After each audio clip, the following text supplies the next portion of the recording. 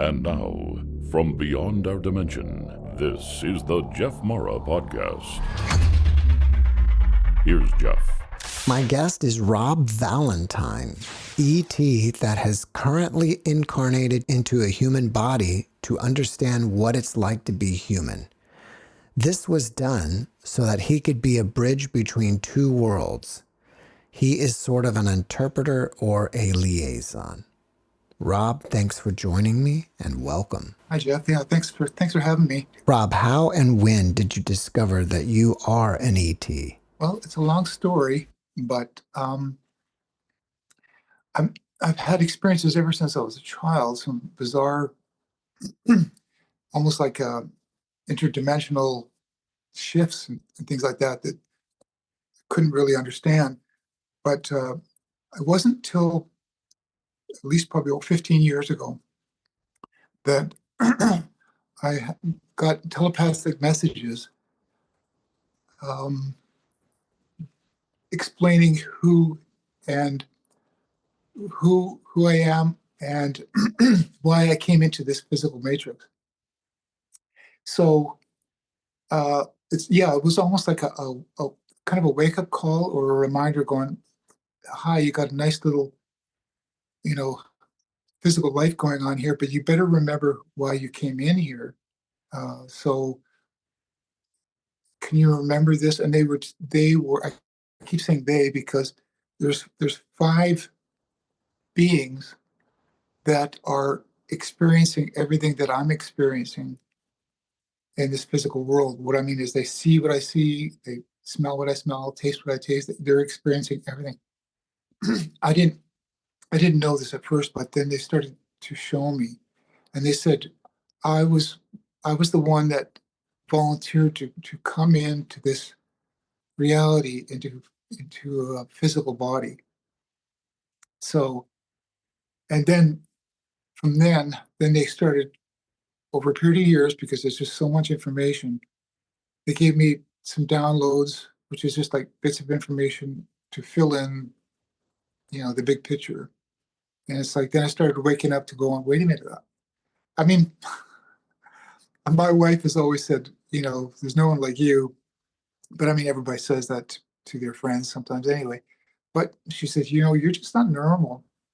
And I've always kind of known I'm not normal, but because I've been an artist my whole life, I always thought, well, that's the reason why I kind of act odd or whatever. But no, it's more than that. I am definitely not from planet Earth, let me put it that way, sort of. But not only am I not from planet Earth, but I'm actually not from this universe. I mean, it's kind of hard to explain, but there's like what's going on in this world and in this universe and outside the universe. It just keeps expanding, and it's a huge story, and we're all just kind of waking up to the reality of what's really going on. So the first time I was, in a sense, taken off planet was when I was about 20 years old. I was sleeping, and I just had this sort of sleep paralysis. I was kind of realized I was frozen, and I couldn't really move, and I couldn't say anything or anything. And then I felt my body leaving my bed, floating. And I'm thinking, this is probably just a dream or something, because although people realize, especially if you've been on a roller coaster or something, when you feel like you're being in midair or something. So like, whether it's butterflies in your stomach or not. But anyway, I started raising up, and I couldn't open up my eyes, but I felt the sensation of going through the ceiling, and then through the roof. I could actually smell. It was an older house. I could smell the old wood, the sawdust, and for insulation. And then I came outside, and I started smelling fresh air and everything. So I realized, okay, so I don't know how it's working, but I'm being basically teleported through this physical, house. Then once I'm off, then I felt a floating sensation going all the way up into, best way for me to describe what I guess would be a spaceship. Um, since then, I've realized, because I've got more information about it, it was cloaked, and they even explained how it was cloaked. But I'll go into that some other time. But so whatever they did to me, they they never showed me what they did to me, but because they just, and you hear this, mine's kind of a classic story in a lot of ways. Basically, they wiped my memory clear of whatever happened to me. So the only thing I started remembering was coming back down from that ship. And I was, again, I felt this sleep paralysis, or I just couldn't move. I was frozen. I remember trying to break free. I was like, oh, I was trying to yell, but I couldn't yell, and I couldn't open up my eyes.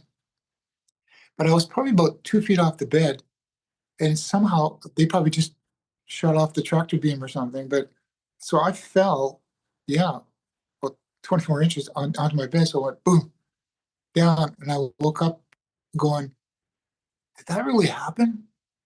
It's like, I, that's the most strangest dream I've ever had. And why did it feel like I fell from the midair or something? So that was just the strangest experience I've had up to that point. I was about 20 years old. And then I never talked about it with anybody because it's such a bizarre thought. And I thought maybe it's just a dream. It could be just a dream. And I never, like I said, never really told anybody or gave it much thought after that. But then I realized much many years later that they put a chip in the back of my head as a way of tracking me, and um, it's and a way of well, they told me since then it was a way of boosting the signal, boosting the signal so they can experience whatever I'm experiencing. So it was kind of like an amplifier or something. Now, is this chip a physical chip in your head or in your neck, or do you think it's an energetic? Uh, at first, I just thought it was just energetic, and I know it is energetic as well for another reason, which I'll bring up later. But then I started searching. I was like, "Is it? Where is it? Can I feel it?" And sure enough, there's a bump in the back of, just at the very bottom of my skull, at the very, very back. That's like a little lump, and I can feel it right now. But what I'm saying is, I've never had it X-rayed or anything. So, but I felt on the other side. No, I don't have one here. But again, I'm thinking, well, it's just a muscle. It's just a little bulge of a muscle or something. So again, I don't have any physical proof of it, but energetically, the reason why I know there's something there is not just the telepathic messages I get, but they again, this is gonna sound crazy, but they fix my eyesight, and I could tell it's coming from that, whatever that is, because it starts at the back of my head, and it's starts out as a kind of a glimmering light. I can see it with my eyes, and it starts getting larger and larger, and it's just sort of hollow in the center, and it's like a kaleidoscope of colors. It keeps going like this, and it basically comes out. And it takes about 10 or 15 minutes for this thing to happen.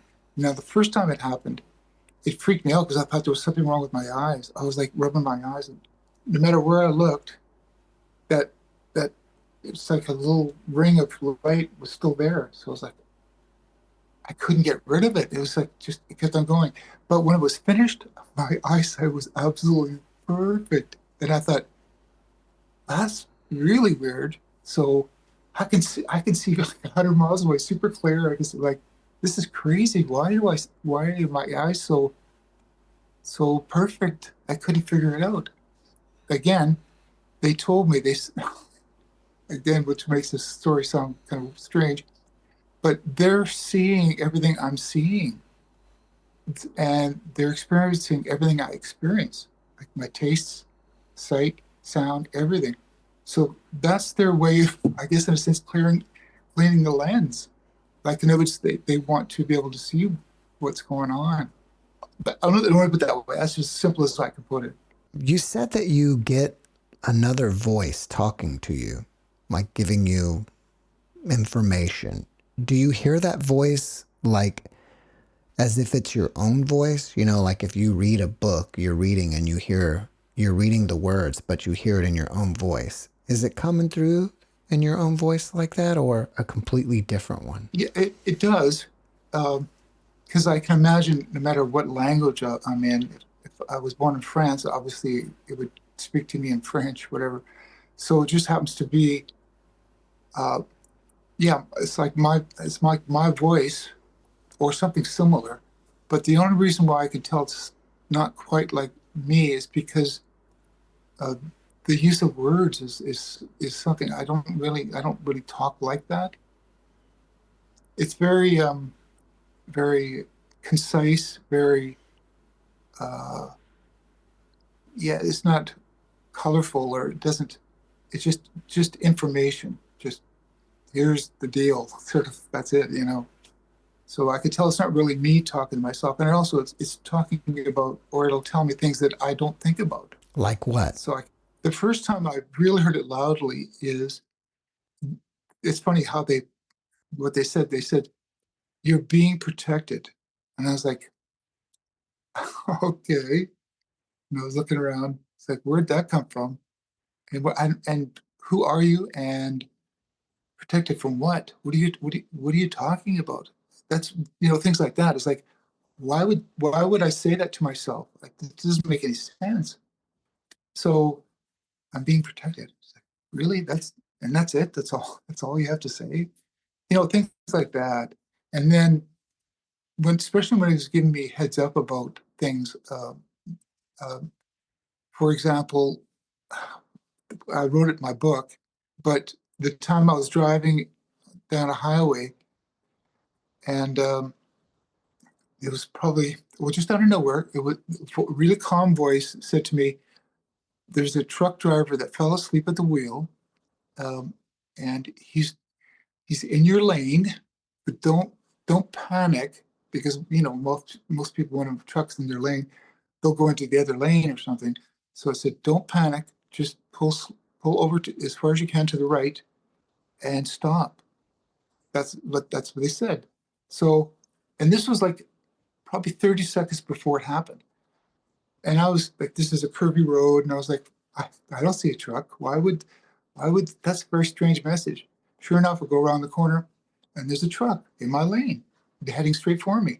So again, it's like instead of panicking, I did exactly what that voice told me to do, pulled over, and that truck missed me probably by, granted, maybe only, it was 12 inches, but it was like by a foot. It was just literally just right beside my car, stopped, slammed on his brakes down the road, got out of his truck, waved at me, "Are you okay?" And I went, "Yeah, I'm fine." And so to me, that's again, I'm thinking, well, that's my guardian angel. That's how I thought of it. So, you know, how do you discount that voice in your head when it's saving your life? Is it possible that these ETs that are communicating with you could be demons? Again, I'd have to find out what the definition of demon would be to some people, I guess. For me, it's always been, uh, you know, benevolent. So it's always been positive. It's always been positive. So I'm trying to think. Well, I don't see them. You know, I guess if you would think something like that, you'd think they'd say, "Hey, now there's a good opportunity. You could go steal that car." That to me would be like, okay, that's obviously someone's messing with me or something. You know, that'd be something bad. But so yeah, I guess no. Who are the five beings that are coming through or contacting you? So since this time, um, I've been basically in a sense spoon-fed with downloads of information of who I am and what I'm doing here. Who are these beings that are watching what I'm doing and things like that. That information came to me like slowly over the last, well, 10 years in particular. Um, and uh, because it's so much information. I mean, we talk about downloads. I would get packages of information, and it was just so much to digest, and that's why they do it that way, because it's a big story of what's going on out there. And so they would just give me sort of packages of information. It's like, okay, you're in this reality, and they were describing to me who I am and what I'm doing here. It's in a kind of a funny way. They were sort of reminding me of why I came here, because it's almost like they they turned on. Like I said, one of the first things they said is like, you're being protected, and I'm going, okay, I don't know who you are, but then they would slowly give me information, and I guess, okay, I've got to clarify how I'm getting this information. It's a lot of people would still do. They would get information by in their dream state.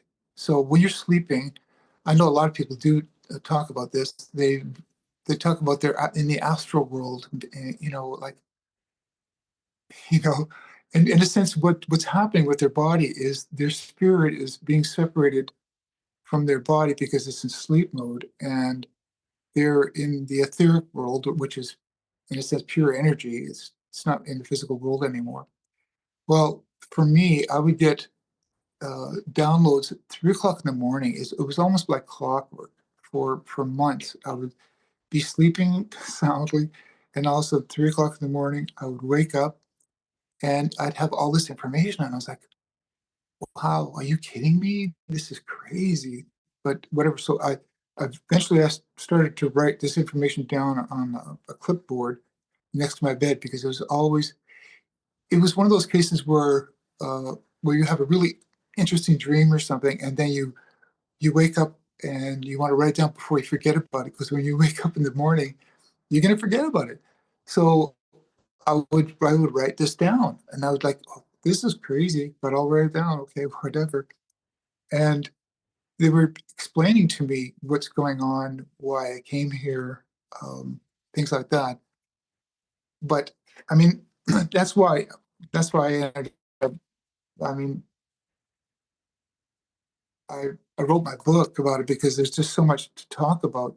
But as far as identifying who they are, um, they um, it's they're interdimensional. Let me put it that way. They're they're not in a from another planet necessarily. They're just uh, outside this reality. So that's why I was drawn to a lot of near-death experience stories, because these beings that I'm with, they are they're outside of this reality, this physical reality, and they're higher dimensional beings.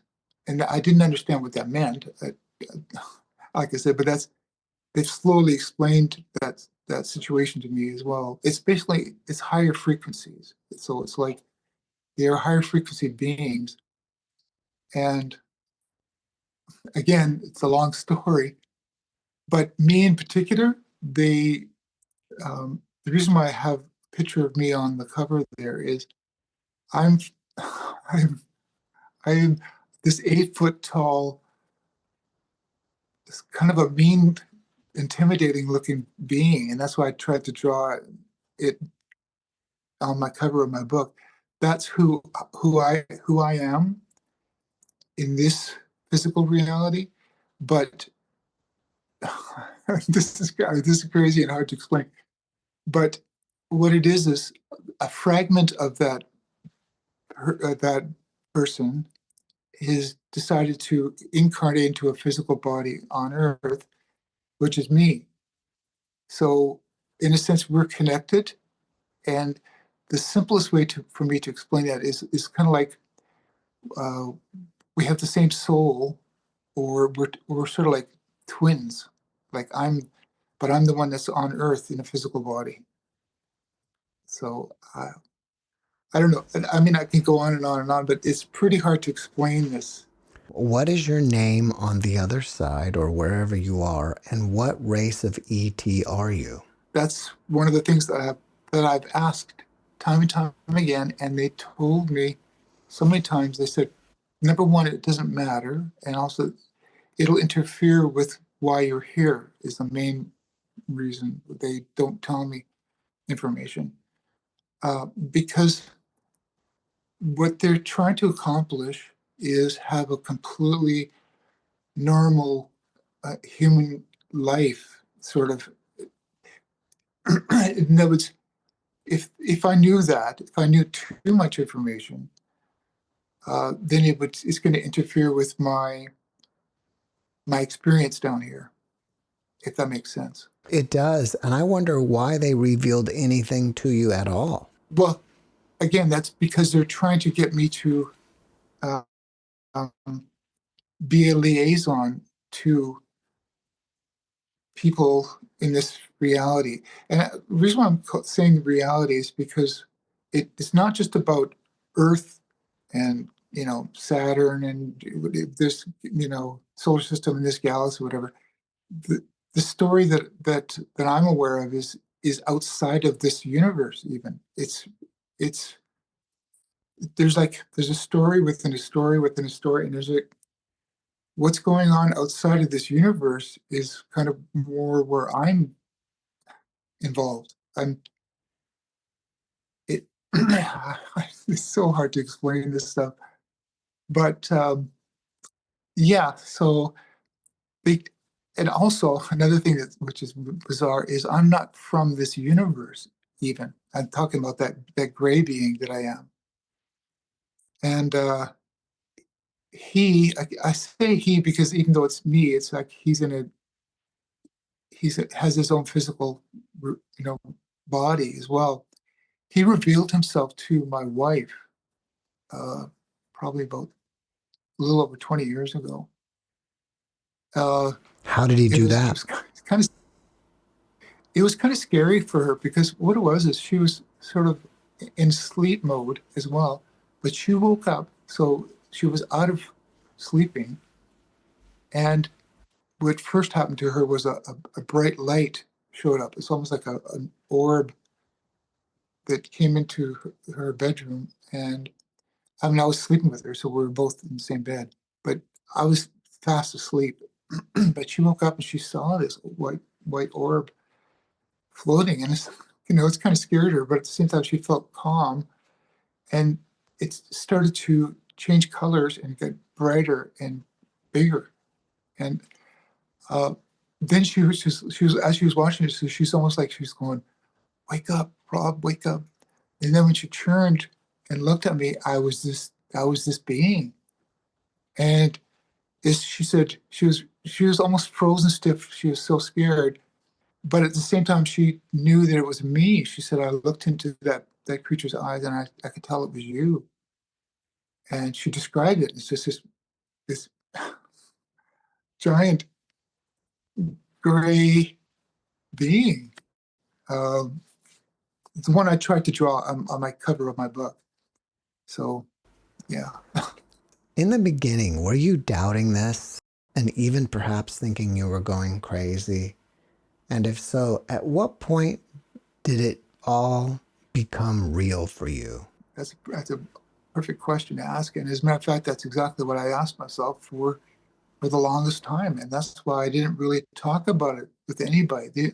As a matter of fact, it was even difficult for me to talk about it to my wife.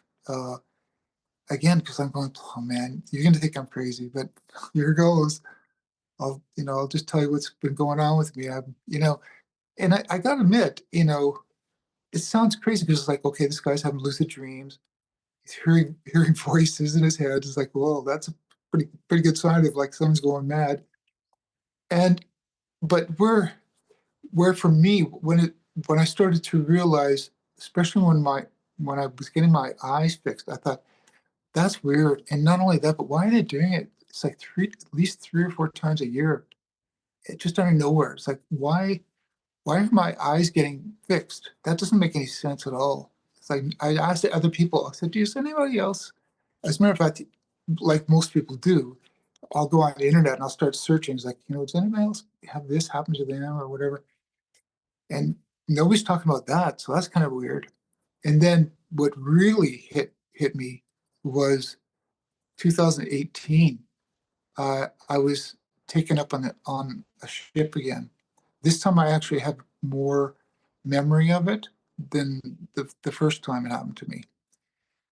And this time I was taken up in the middle of the night, but again, physically. So as in my body was not in my bed anymore, but uh, it was taken up, and what it was is they were repairing my heart. So if anybody's had surgery, that's exactly what it felt like for me, as if I was under some sort of anesthesia or something. And I woke up, and it was kind of a gray, white sort of room. It felt like an operating room, and I was on what I would call now would be a med bed, but it was like this bed. And I remember looking, and it's like I was inside of something, so because there was edges on it, like I couldn't look over the edge. And I remember sort of in that sort of groggy state of looking around and hearing mumbling of voices, and everything was kind of blurry. And so I remember sort of going in and out of consciousness, sort of up, and then I woke up in the morning, and actually it was probably about 3 o'clock in the morning or something. And I remember waking up physically in my bed again, going with that same strange sensation of, I remember when I was taken up on the ship before. It was like, did that really happen? That's just so weird. But again, what happened is I had a heart condition, which most people have. It would stop and then restart again. It would have flutters. So, and I've had this for so many years. Well, ever since then, my heart is absolutely perfect. Last time they checked, they said, you've got a heart of a teenager. Like, so again, it's like, okay, they're fixing my eyes, they fixed my heart. So what's that all about? Why are they keeping me alive? Well, like I said, then they would explain to me it's because they are um, connected to my consciousness. So it was they're having a physical experience along with me. So they're here to observe. So I'm mostly here as an observer. So they see what's going on. This sounds silly and everything, but it's like they see what's going on through my eyes. But again, I'm not the only one, and they've already told me. They said I am here with 32,000 other beings on planet Earth that are doing the same thing. Have you ever met anybody else on the planet that's like you? No, I mean I've kind of watched podcasts and stuff, thinking, I wonder if that person's like, I wonder if that's one of the ones that's down here with me. I say that in my mind, but also when they told me this, that was quite a few years ago, they said we are dispersed all over the planet. So there's some in China, there's some in Russia, there's some in Afghanistan. They said you're evenly distributed throughout the whole planet.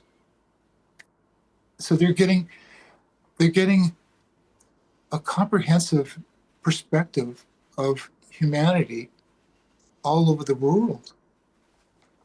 I'm the version that's here in Las Vegas. Now, you weren't born in this body. You took it over as a walk-in, right? Yeah. And again, I didn't know that until they showed it to me.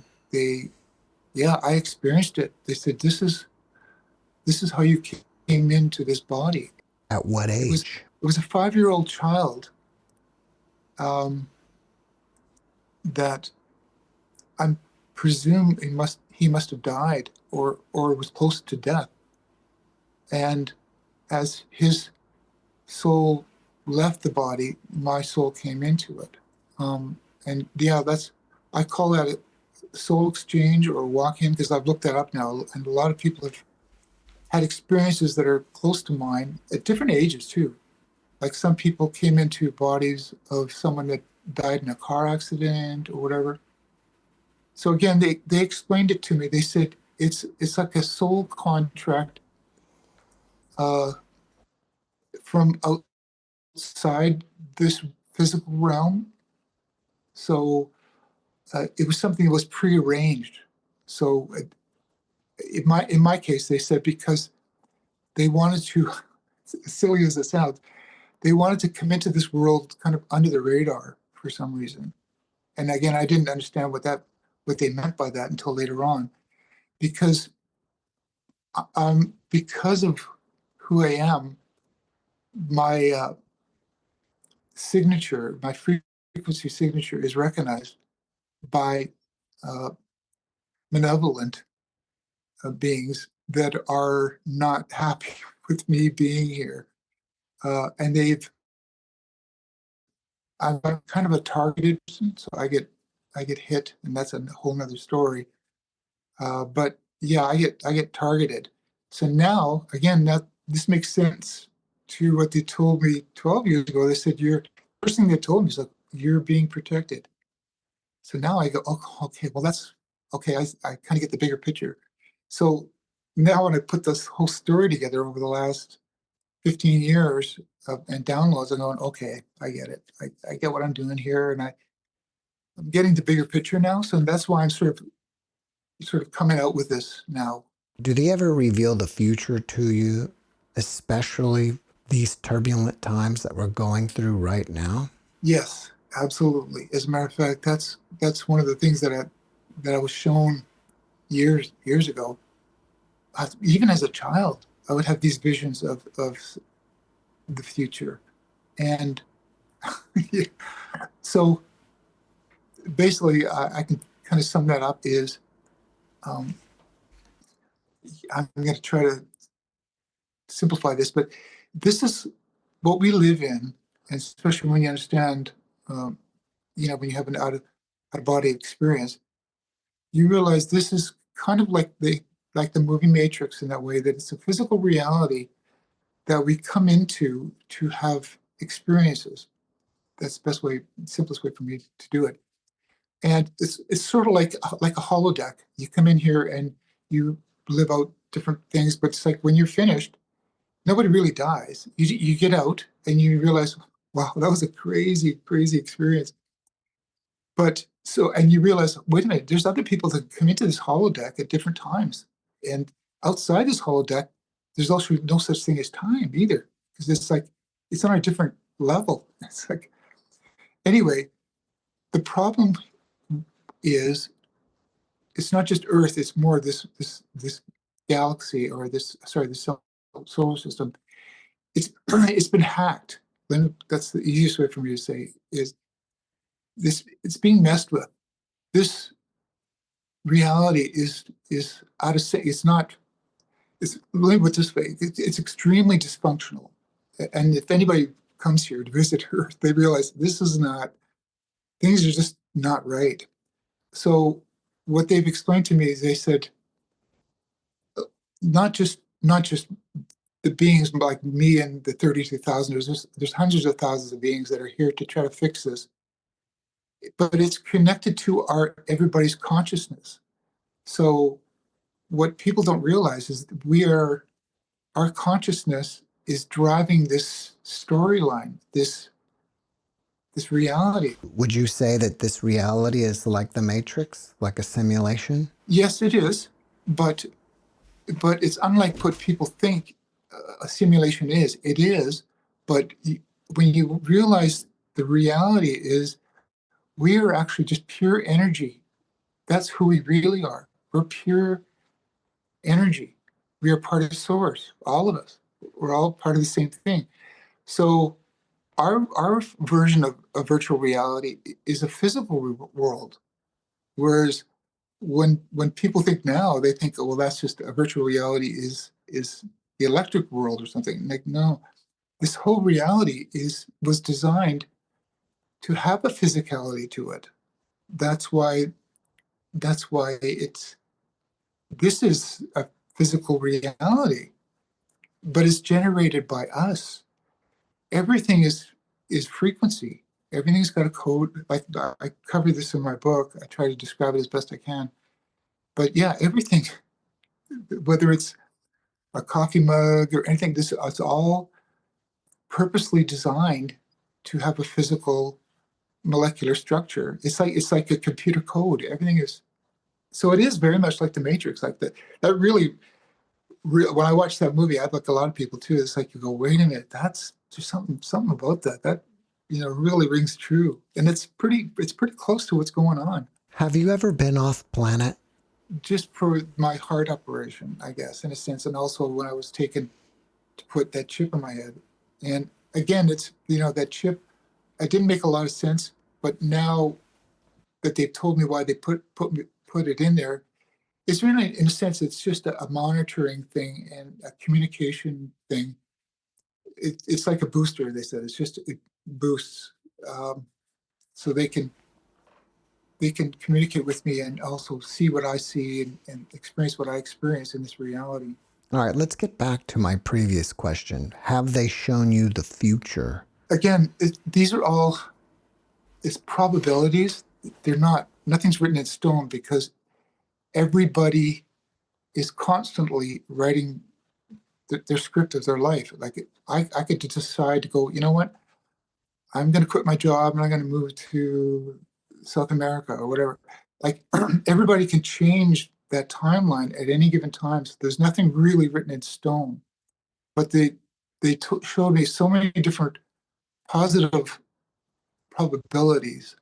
And sure enough, it's pretty much what people are sort of starting to envision. It's more like, I mean, people talk about it like the Star Trek future, and it's pretty close to that. Whereas we have kind of a mixture of a little more high tech. That's kind of where we're going. We're going into more science fiction type of future, but also we're going to be breaking free from this this control system. And so, as far as visions of the future, they've what they've really in a sense shown me, in a practical way, they've shown me that basically we're going to have longer lifespans, things like that. Like our medical system is going to completely change. The monetary system will change. It won't be based on just a currency that can be manipulated. Like there's a lot of these. What they were basically keep showing me is we're trying to break free from these control systems, and that's kind of what we're shooting for and what we're going to accomplish. So that's, I mean, I can go on with some more detailed things, but that's kind of the gist of it. Is like we're breaking free from this control system. Will there be a World War III? And if so, is that what will break us free from all these systems? No, in particular, that's one thing that they've shown me. They've shown me that the timelines that were very destructive and cataclysmic, they said they're not allowing that. And what I mean by saying they're not allowing that is literally these beings that I know that I'm connected with, they at least two of them are non-corporeal. They've never even incarnated into a physical body ever. They're just pure energy, and they watch from outside this reality, this physical reality, and they're um, stopping. Let me put it this way: they're mitigating anything cataclysmic or World War threes and all that stuff. They're shutting all that down, and this has been going on for a long time. If you just sort of look up some really interesting UFO stories of these nuclear silos that have a UFO that goes over top of it and that they shut it down. They've told me that so many times. They said, you know what, there's no these nukes will never ever work. So we're never going to experience that. We're not going to have a nuclear holocaust or anything. Well, that's good news. Or I'm going to add, or for instance, an asteroid or things like that. They said no, they're stopping all those negative timelines. I'll just sort of put it that way. Are you looking forward to returning back to the other dimension? Now that I realize, where I'm from, I get sort of some memories of where I'm from. And one thing in particular that stands out to me is where I'm from is it's a binary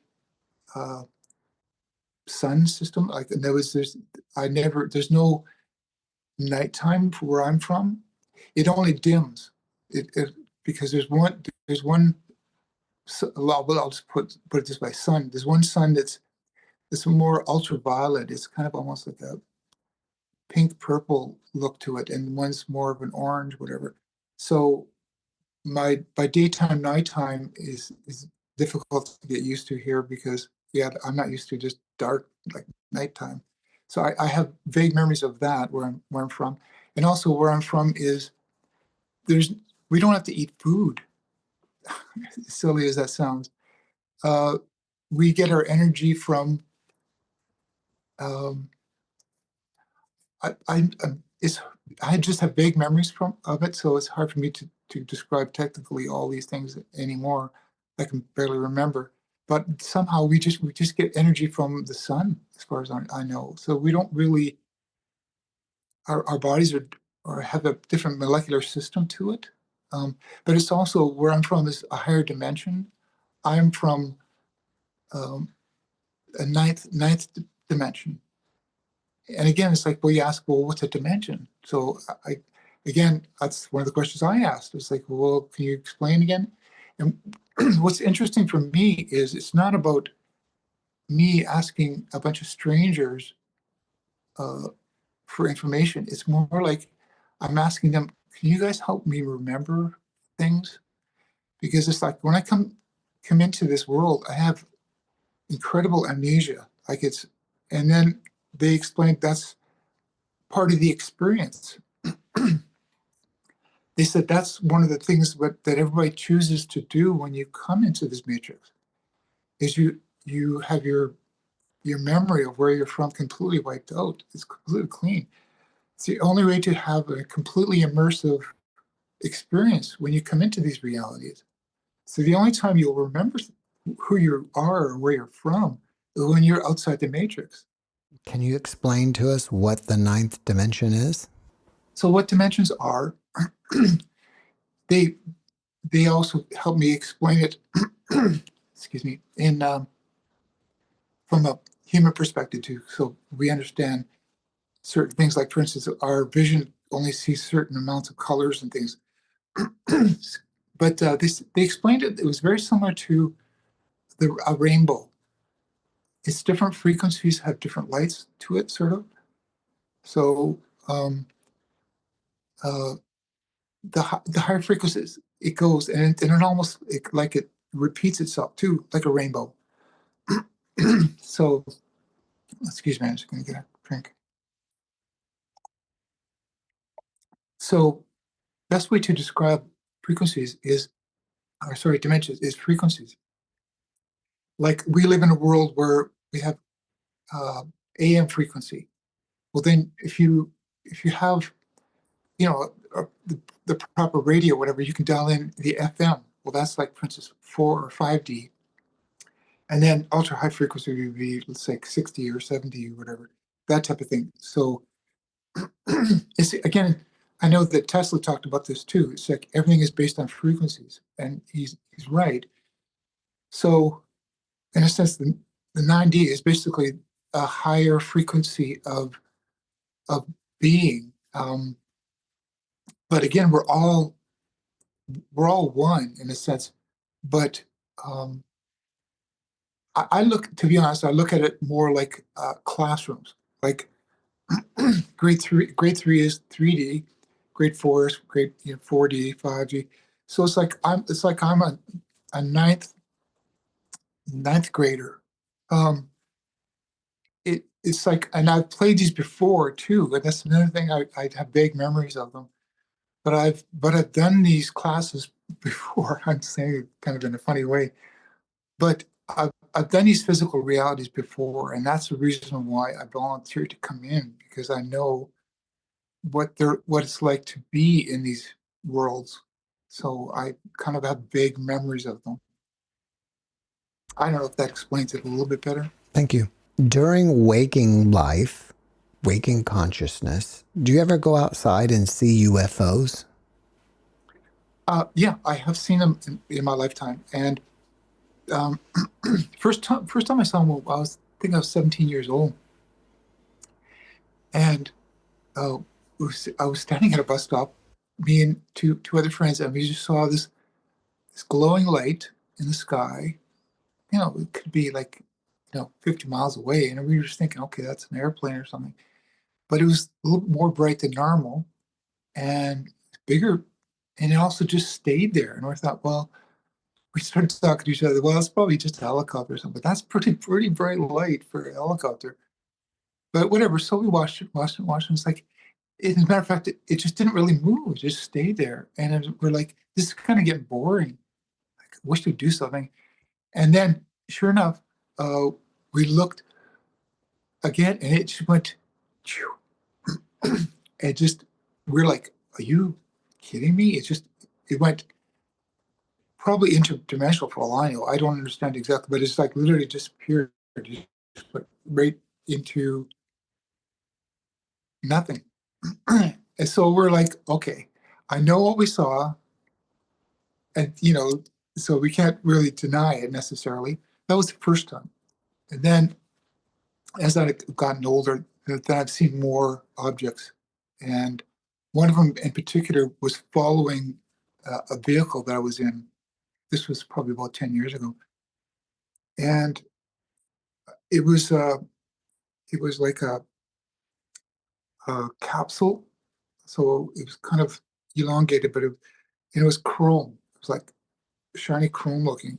It was off in the distance. And I noticed it and I was like, I'm not sure. I don't think that's a plane. It looks like, why is it so shiny? It's so weird looking. I remember driving, and I told my friend too. I said, "Take a look at that." And he's looking at us like, "Oh, it's got to be some sort of plane or something." And then it was flying sort of parallel with our car, and then it went behind a cloud, and then it disappeared.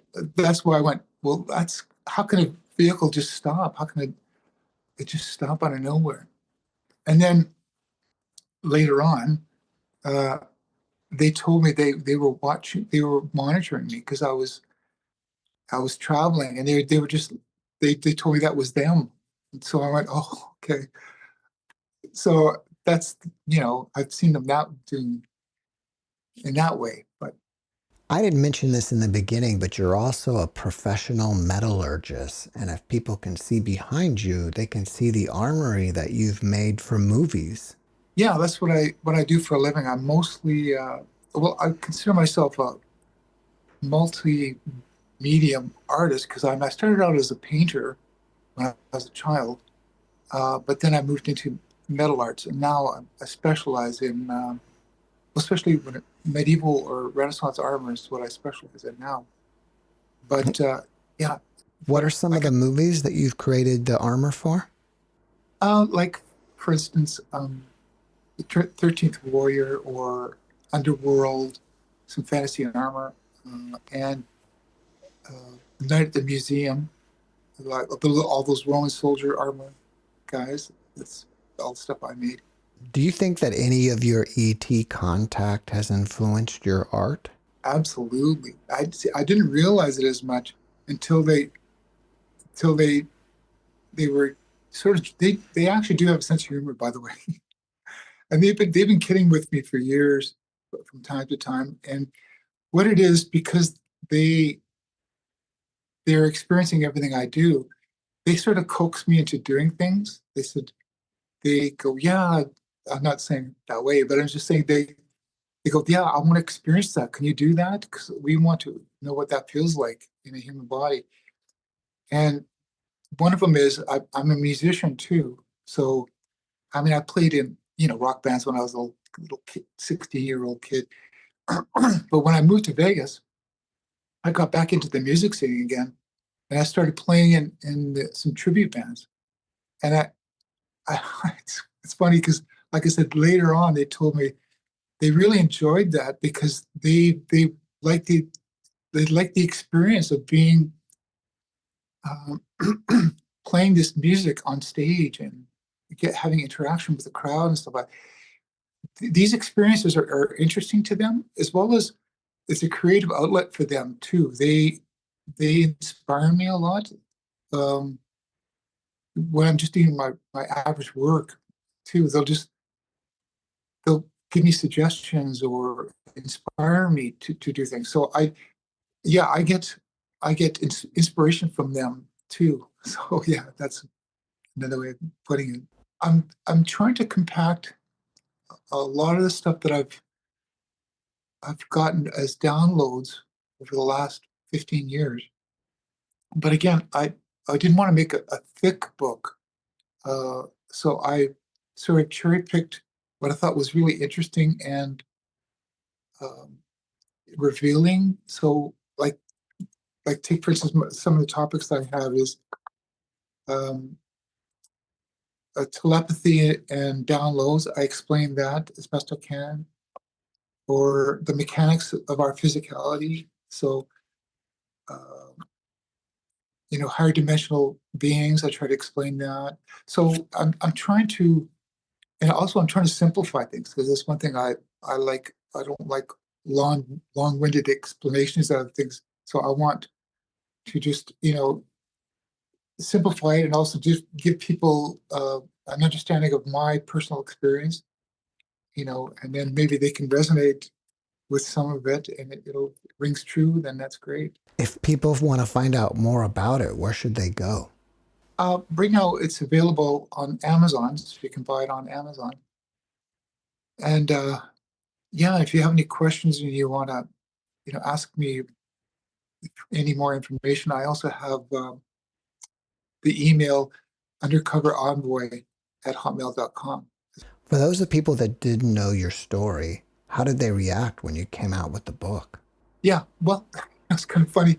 Is it was probably about 4 years ago that they, again, like I said, the five beings that are experiencing my experience, they told me that I'm going to be writing a book, and it's like okay, and they said pretty much everything I've been talking about. They said all these downloads that we give you, can you somehow explain it to people so they have an understanding of what's going on, this reality?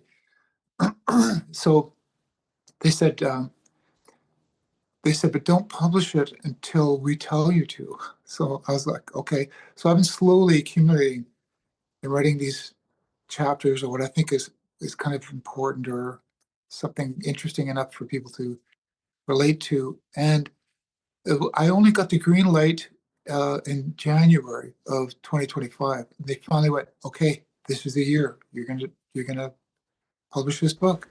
Why is So, this the year? well, because 2 years ago they explained to me that by the end of 2025, and that's why this is the year. They said there's going to be irrefutable proof, I guess, that there's beings from other worlds. A best way for me to put it, whether it's going to be uh, worldwide contact or something. I don't know exactly. They never told me that, but they just said by the end of 2025, people are going to be aware of what's going on. It's not just what's going on planet Earth anymore. And they said by the end of 2026, again, these are all just possibilities. They're not deadlines or something. But they said there will be more open contact, let me put it that way.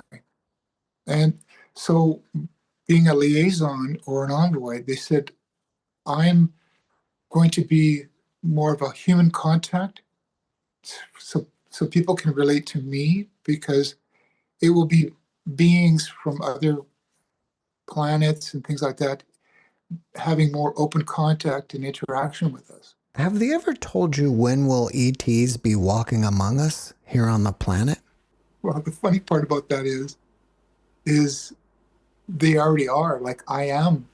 And so they've explained that to me as well. They said all the ones right now that are walking amongst people are in human bodies. And that was part of the plan.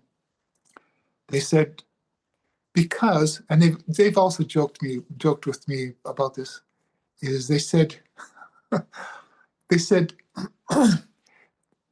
I came down in a scary looking alien body, first of all, people are going to be more afraid and they won't accept it, as well as how do you communicate with them? You know, because I think one of the things that people sort of imagine in their minds is they're thinking that alien contact is all about, hi, I'm Zoltar from the planet Quasar, and I'm here, I come in peace or something. That's what people are expecting, but the best way for us to integrate with and be able to communicate with people is if we were put into a human body and raised amongst them so we can understand the culture and the language and things like that. So in a sense, that's kind of how they explain to me. So the quick answer to your question is more like there's a lot of beings down here already in human bodies, and some of them are pretty awkward because I've had 3 interactions with some that I know that they were not from planet Earth either, but they were acting kind of strange, pretty really awkward. What were the signs that you could tell that they were not from here? Mostly from a social interaction perspective, because I would come up to these people and I could tell that I mean, it's a grown adult, so it's not as if they should be a stranger, but they don't know how to have interaction, which casual interaction with people. They don't know. It's more like you can confuse them really easily, and they have really quirky behavior. I'll give you one example. Is me and my wife were at I think it was an Office Depot or something. And we were standing in line, and it was taking a long time. So you always sort of want to break the ice with people. It's like, boy, this is sure taking a long time. But I was like, I'm not sure if I'm going to wait in line here, whatever. So I was asking some rhetorical questions to this really strange person. As a matter of fact, my wife said, "Here, go ask her something," because she was dressed really out of season. Like it was the middle of summertime. And she's dressed like, why would you dress in 1980s clothes, and why are those shoes are so like, it was just really, really strangely dressed lady. And I was like, okay, well, whatever. There's a lot of strange people. But sure enough, so I asked her, so are you gonna wait in line, and don't you think this is crazy? Whatever. I think I asked her 3 rhetorical questions. I didn't expect an answer. But then she turned around and said, well, that's 3 questions. I'm not sure which one to answer first. And that type of thing. It was like, okay, you're not from here at all. You could tell the way she was sort of like she was trying to figure out what question to answer, and like really strange way of reacting. And sure enough, yeah. Anyway, there's other ways of finding out. And then there was another one in particular. Sorry, this is kind of just a funny story, but we were in line at the bank again. I was like, okay, this is weird. And there was a guy standing right in front of me, and he had really dark sunglasses on. You can tell he's trying to almost hide his identity. So that's what caught our eye at first, because we're thinking, is this guy going to rob the bank or something? Like he's trying to hide his identity, and he's just acting weird. He's kind of fidgety and stuff like that. It's like, whatever. So I'm standing behind him, and then I noticed the side of his face, all along his chin, around his ear and stuff, because he had really short hair. It's almost as if he had this face was stitched on. It was scar tissue all the way around his face, and his skin was kind of gray. It was like really, it's almost like he was like the Walking Dead or something. So I remember I was online, and I texted my wife, which was standing right behind me, and went, you got to check this guy out. This is because I can't say anything out loud. And so she got your message, and she was looking. It's like, so we were texting each other, like, what the heck is that all about? And then, sure enough, he acted so weird. He was fidgety. And then he took his keys, and for some reason, it's almost like he was trying to unlock his car door from inside the bank. He's pointing it outside. It's almost like he's trying to do something or whatever. And then he was trying to interact with us with a kind of a funny joke. But again, it was like so out of place. It was like, I don't even know how to answer that, let alone, I don't even know what you asked me. It's like, it's such a really strange sentence. I went, uh, I don't know. That type of reaction. So what I'm saying is, like, that's just two examples, but I'm saying there's other people out there that are not as easily, you can't detect if they're from off planet or not, but they're out there for sure, just so you know. And kind of what they were telling me, especially over this last little while, because of this book and stuff, they said, we will start revealing ourselves more. And so for me, this is really, really uncomfortable, even putting this book together. Like I said, I'm doing it more for them than me, because I'm exposing myself, and I know that I'm going to have, ridicule, or people that are not going to believe me and stuff. And, I just have to just take it the way it comes then. Rob, before you finish up, can you leave us with a last positive message? Basically, best way for me to describe what's going on is, we are here to help. It's not up to us to do the work necessarily, but we're here to help free humanity from this control system. I think most people aren't even aware that we're being controlled. I mean, if you start looking around, you go, this world should be run differently, and we're getting out of that. So we're definitely heading into a really positive future. Like I said, everything they've shown me, how this is going to turn out, it's going to be so much better. We're just going through these uncomfortable growing pains right now, and no matter what, it's inevitable. We're going to be interstellar. We're going to have interactions with beings from other planets. Sooner or later, it can't be denied. It can't be hidden forever. Rob, thank you for your message, and thank you for being my guest. Yeah, thank you. It's fun to get this information out there, even though as bizarre as it sounds. Thanks for watching the JeffMara podcast. I really appreciate you. Another way to show support is through YouTube memberships. And if you do, there are loyalty badges and other perks depending on your level of membership. All you need to do is click the join button underneath the video to find out more. Thank you for your support.